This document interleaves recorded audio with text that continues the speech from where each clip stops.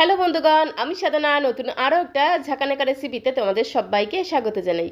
আজকে আমি তোমাদের সাথে গরম ভাতের সাথে খাওয়ার জন্য মাছের তেলের সম্পূর্ণ নতুন ধরনের একটা রেসিপি শেয়ার করব।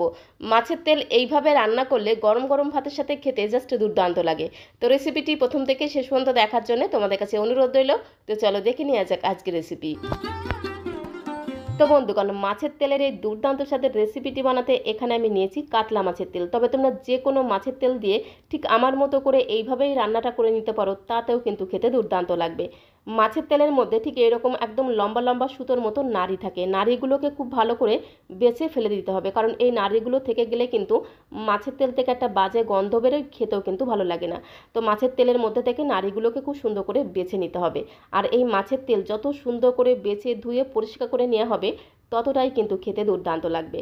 আর এই যে দেখতে পাচ্ছ মাছের তেলের মধ্যে এরকম পটকা থাকে, পটকাটাকে খুব ভালো করে ধুয়ে পরিষ্কার করে নিতে হবে।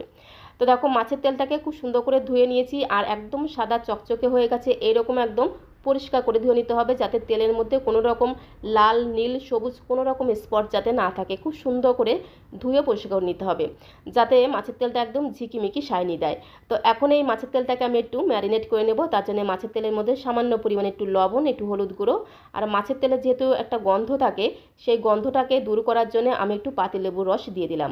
এবারে নুন হলুদ পাতিলেবুর রস দিয়ে মাছের তেলটাকে খুব সুন্দর করে একদম ঝাঁকানাকা করে একটু ম্যারিনেট করে নিতে হবে। তো মাছের তেলটাকে খুব সুন্দর করে ম্যারিনেট করে একটা সাইডে আমি রেখে দিলাম। আর আজকের মাছের তেলটা আমি একটা বড় সাইজের বেগুন নিয়েছি, সাথে একটা আলু দিয়ে রান্না করব। তোমরা চাইলে কিন্তু এর সাথে একটা পাকা টমেটো যোগ করে দিতে পারো, তাতে কোনো সমস্যা নেই, খেতে কিন্তু দারুণ লাগবে। তো প্রথমে দেখো আলুটাকে আমি আগেই কিন্তু খোসা ছাড়িয়ে খুব সুন্দর করে জল দিয়ে ধুয়ে রেখেছিলাম। তারপরে বেগুনটাকেও কিন্তু খুব সুন্দর করে জল দিয়ে ধুয়ে নিয়েছিলাম।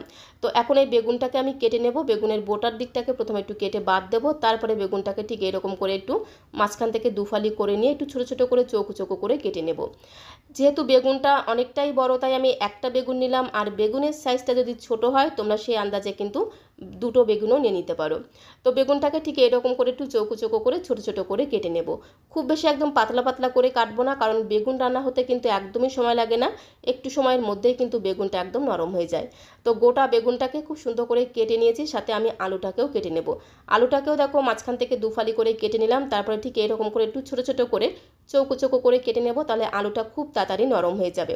আর আলুটা কাটার পরে অবশ্যই কিন্তু দুইবার একটু জল দিয়ে ধুয়ে নিতে হবে।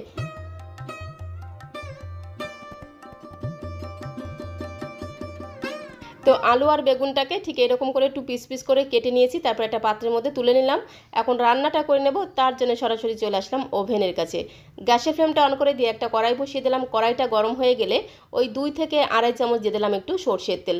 মাছের তেল রান্না করতে কিন্তু একদমই তেল লাগে না, কারণ মাছের তেলেই কিন্তু মাছের তেলটা রান্না করা হয়ে যাবে। সর্ষের তেলটা যখন গরম হয়ে যাবে, তেলের মধ্যে আমি দুটো শুকনো লঙ্কাকে মাঝখান থেকে একটু ছিঁড়ে দিয়ে দিলাম। শুকনো লঙ্কার পরিমাণটা একটু বাড়িয়েও দিতে পারো, কারণ শুকনো লঙ্কা ভাজা ঘ্রাণটা কিন্তু মাছের তেলের এই রেসিপিতে দারুণ লাগবে, খুব সুন্দর একটা ফ্লেভার পাওয়া যাবে। তো এই শুকনো লঙ্কা দুটোকে দিয়ে খুব সুন্দর করে একটু ঘোটানাটা করে লালচে করে ভেজে নিতে হবে। তো শুকনো লঙ্কা দুটোকে একটু লালচে করে ভেজে নেওয়ার পরে এর মধ্যে আমি হাফ চামচ দিয়ে দিলাম গোটা জিরে ফোড়ন। জিরেটাকেও খুব সুন্দর করে একটু নেড়ে ছেড়ে ভেজে নিতে হবে। যখন এই ফোড়ন থেকে খুব সুন্দর একটা ভাজা গ্রান বেরিয়ে এসেছে, তখন আমি এর মধ্যে আগে থেকে কেটে রাখা আলু আর বেগুনের পিসগুলোকে দিয়ে দিলাম। এবারে গ্যাসের ফ্লেমটা মিডিয়ামে রেখে খুব সুন্দর করে ঘোটানাটা করে মিশিয়ে নিতে হবে। তো খুব ভালো করে মিশিয়ে নেওয়া হয়ে গেলে এর মধ্যে আমি একবারেই দিয়ে দেবো স্বাদ মতো লবণ। তো লবণটা আমি একবারেই এই সময় দিয়ে দিলাম। লবণটাকে দিয়ে গ্যাসের ফ্লেমটা মিডিয়ামে রেখে জাস্ট 2 থেকে 3 মিনিট সময় ধরে আলু আর বেগুনটাকে একটু ভেজে নিতে হবে।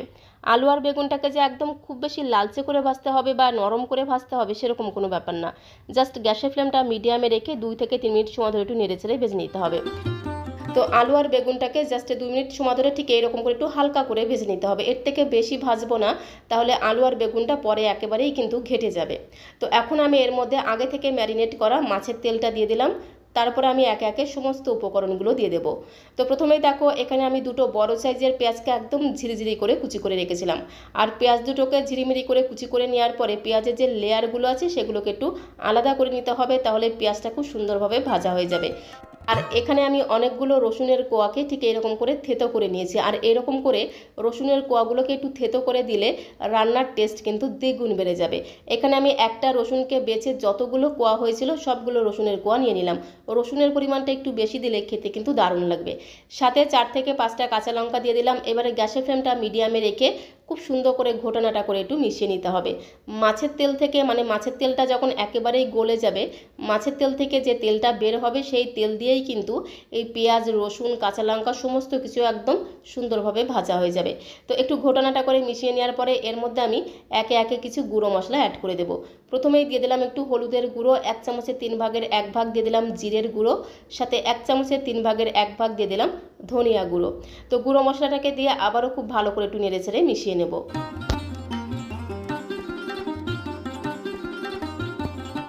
স্বাদমতো লবণটা আগেই দিয়ে দিয়েছিলাম, তাই এই সময় শুধুমাত্র একটু গুঁড়ো মশলা দিয়ে খুব সুন্দর করে ঘোটানাটা করে মিশিয়ে নিলাম। খুব সুন্দর একটা রঙের জন্য সামান্য পরিমাণে দিয়ে দিলাম একটু কাশ্মীরি লাল লঙ্কার গুঁড়ো। তবে তোমরা চাইলে কিন্তু এই সময় একটু ঝাল লঙ্কার গুঁড়োও দিতে পারো। যারা একটু ঝাল লঙ্কার গুঁড়ো খেতে পছন্দ করো তারা কিন্তু এই সময় একটু ঝাল লঙ্কার গুঁড়ো দিয়ে খুব সুন্দর করে ঘোটানাটা করে মিশিয়ে নিতে পারো। গ্যাসের ফ্লেমটা মিডিয়ামে রেখে কন্টিনিউ ঘোটানাটা করে রান্নাটা করতে হবে।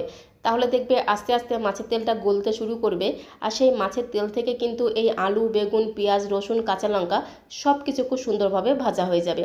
আলুটা দেখো কত সুন্দর সেদ্ধ হয়ে গিয়ে একেবারেই কিন্তু নরম হয়ে গেছে। তো কন্টিনিউ নাড়াচাড়া করে একটু ভেজে নিতে হবে, যতক্ষণ না পেঁয়াজ রসুনের মধ্যে লালচে কালার ধরছে ততক্ষণ অবধি ভেজে নিতে হবে। আর মাছের তেলটাকে যদি এইভাবে একটু লালচে করে ভেজে নেওয়া হয় তাহলে দেখবে মাছের তেলের মধ্যে যে একটা বাজে গন্ধ থাকে সেই বাজে গন্ধটা চলে গিয়ে খুব সুন্দর একটা ভাজা গ্রান বেরিয়ে আসবে। তো দেখো ঠিক এরকম করে লালচে করে ভেজে নিতে হবে। মাছের তেলটা কিন্তু পুরোপুরি গলে গেছে, আর এরকম করে লালচে করে ভেজে নিতে হবে। সবশেষে নামানোর আগে এর মধ্যে আমি 1 মুঠো দিয়ে দিলাম ফ্রেশ ধনেপাতা কুচি। একটু ধনেপাতা কুচি দিলে মাছের তেলের স্বাদ আর গন্ধ দ্বিগুণ বেড়ে যাবে। খুব সুন্দর করে ধনেপাতাটাকে দিয়ে একটু নেড়েচেড়ে মিশিয়ে নেওয়ার পরে গ্যাসের ফ্লেমটা বন্ধ করে দেবো। বেগুন আলু দিয়ে এইভাবে মাছের তেল রান্না করলে গরম গরম ভাতের সাথে আর কিচ্ছু লাগবে না। গরম ভাতের প্রথম পাতে শুধু এই মাছের তেল দিয়েই কিন্তু সবটুকু ভাতে নিমেষেই খাওয়া হয়ে যাবে। তো এখন এটা প্লেটের মধ্যে আমি সার্ভ করে দেবো। সার্ভ করতে করতে তোমাদের কাছে একটা ছোট্ট রিকোয়েস্ট করব, আজকের এই মাছের তেলের রেসিপিটা তোমাদের কাছে কেমন লাগলো অবশ্যই কমেন্ট বক্সে লিখে জানিও। ভালো লাগলে একটা লাইক আর শেয়ার করে দেওয়ার অনুরোধ রইল। নতুন বন্ধু হয়ে থাকলে চ্যানেলটিকে সাবস্ক্রাইব করে দিয়ে পাশে থাকার অনুরোধ রইল। তাহলে যখন এরকম সুন্দর সুন্দর নতুন নতুন রেসিপি আপলোড করব সঙ্গে সঙ্গে নোটিফিকেশান আগে তোমার কাছে পৌঁছে যাবে। আর রেসিপিটি ভালো লাগলে একবারে হলো আমার মতো করে এইভাবে রান্না করে খেয়ে দেখতে পারো। আশা করি তোমাদেরও ভীষণ ভীষণ ভালো লাগবে। তো আজকের মতো এই পর্যন্ত, সবাইকে অসংখ্য ধন্যবাদ।